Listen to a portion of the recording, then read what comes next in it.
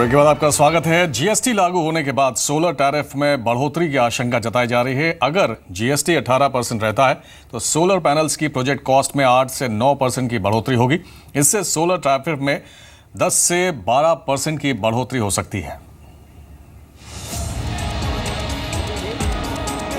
GST लागू होने के बाद अलग अलग तरह के टैक्स तो खत्म हो जाएंगे, लेकिन सोलर और विंड एनर्जी सेक्टर की मुश्किलें बढ़ सकती हैं और इसका असर सोलर टैरिफ पर भी पड़ने की पूरी आशंका है।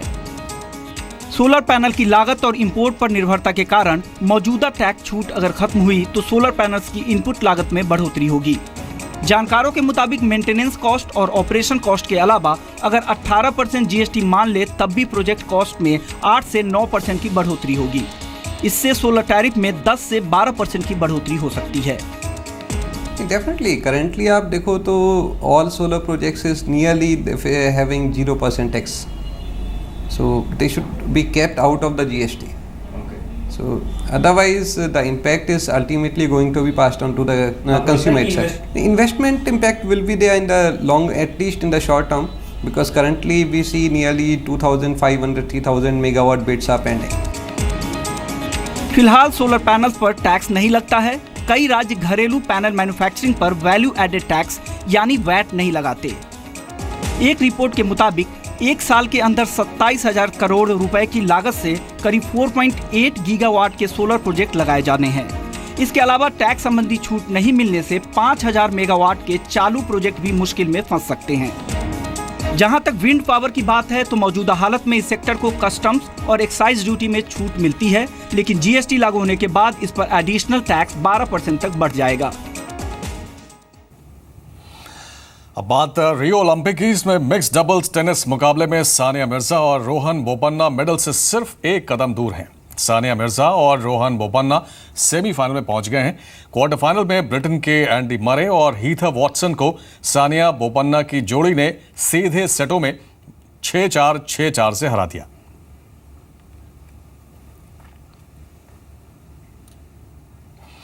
बॉक्सिंग की 75 किलोग्राम कैटेगरी में विकास यादव भी मेडल के और करीब पहुंच गए हैं। विकास कृष्ण ने क्वार्टर फाइनल में जगह पक्की की है। विकास ने राउंड ऑफ 16 के मुकाबले में टर्की के सिपल ओंदर को 30-27, 29-28, 29-28 से हराया। सेमीफाइनल में पहुंचते ही विकास का एक मेडल पक्का हो जाएगा।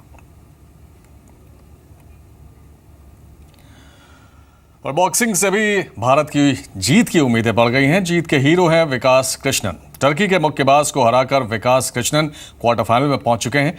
रियो में विकास की तबीयत ठीक नहीं थी, लेकिन फिर भी उनके जज्बे में कमी नहीं आई। विकास कृष्णन ने जी मीडिया से बातचीत में बताया कि अगले राउंड के लिए उन्होंने क्या तैयारियां की हैं। अभी तक मायूसी से भरे रहे रियो ओलंपिक्स में उम्मीद की किरण के तौर पर हैं बॉक्सर विकास। थोड़ी देर पहले ही अपना राउंड जीत कर आए हैं। विकास, कैसा महसूस कर रहे हैं? अपना मैच जीत कर आप आए हैं। ये बहुत अच्छा महसूस कर रहा हूँ और प्रेशर जो बिल्डिंग है वो 2 दिन के बाद होगा, क्योंकि मेरी फाइट 3 दिन के बाद है। तो अभी फिलहाल मैं बहुत अच्छा महसूस कर रहा हूँ। 2 दिन तक पूरा एंजॉय करूँगा। मैच में आपको क्या लगा? आपने क्या फील किया? किस तरीके का आपको लगा कि आपको फाइट मिली, आपको चैलेंज किया गया? बताइए हमारे दर्शकों को। जैसे मेरी पहली फाइट थी यूएसए के साथ थी, तो उसके अंदर मैं काफ़ी प्रेशर महसूस कर रहा था, क्योंकि वो फर्स्ट फाइट होती है और फर्स्ट फाइट के अंदर किसी भी बॉक्सर का सेट नहीं हो पाता, चाहे वो कैसा ही है, ठीक है। और इस फाइट को मैंने आराम से निकाला।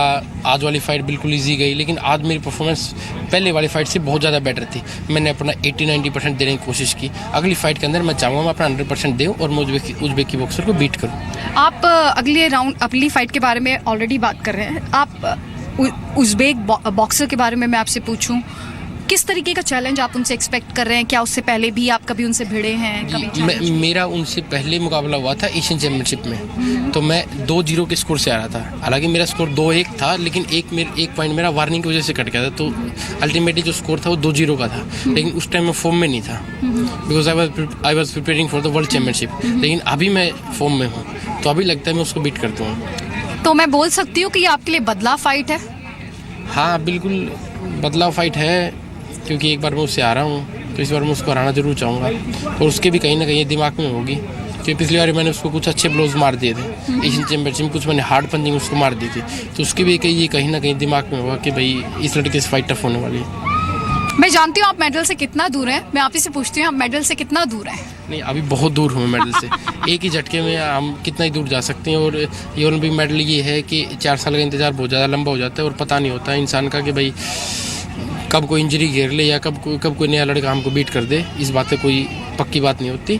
तो और अभी मैं बहुत ज़्यादा दूर हूँ और एक तरीके से देखा जाए तो बहुत पास में हूँ। सिर्फ एक ही फाइट दूर है, सिर्फ मेरे को 9 मिनट जीतना है। कितनी रियलिस्टिक अप्रोच है इनकी कि बहुत ज़्यादा नहीं सोच रहे हैं। हम हमेशा कहते हैं ना कि लिव इन द मोमेंट, कुछ वैसा ही कर रहे हैं यहाँ पर विकास, और बहुत अच्छी बात है। विकास, इस फाइट से पहले हमने सुना था आपकी तबीयत बहुत ठीक नहीं थी, क्या हुआ था, कैसे रिकवरी हुई, कैसे मुमकिन हुई आज जी? की फाइट? जैसे मैं यहाँ आया तो यहाँ क्लाइमेट थोड़ा चेंज मिला और मैं बहुत ज़्यादा बीमार हो गया। फिर मैं अपनी टीम के साथ आया। कोल्ड हो गया था, फीवर हो गया था? मेरे को कफ बहुत ज़्यादा हो रहा था और फिर मैं अपनी टीम के साथ आया हूँ। मेरे पर्सनल डॉक्टर मेरे साथ हैं, मेरे प्रोफेशनल बॉक्सर जो मेरे फ्रेंड है वो मेरे साथ हैं, मेरे पर्सनल कोच मेरे साथ हैं, मेरा मसाजर पर्सनल मेरे साथ है। तो मैं पूरा अपनी टीम के साथ आया हूँ क्योंकि मैं कोई भी यहाँ कसर नहीं छोड़ना चाहता कि भाई मैं काश इसको ले जाता तो ये हो जाता, ये इसको ले जाता। तो मेरे डॉक्टर हैं विपिन, उन्होंने मेरे को अच्छी टैबलेट्स दी। इस यूएसए वाली फाइट में मैं इतना ज़्यादा रिकवर नहीं कर पाया था, लेकिन आज मैंने काफ़ी हद तक रिकवर कर लिया था और अभी 2-3 दिन में फुली फिट हो जाऊँगा।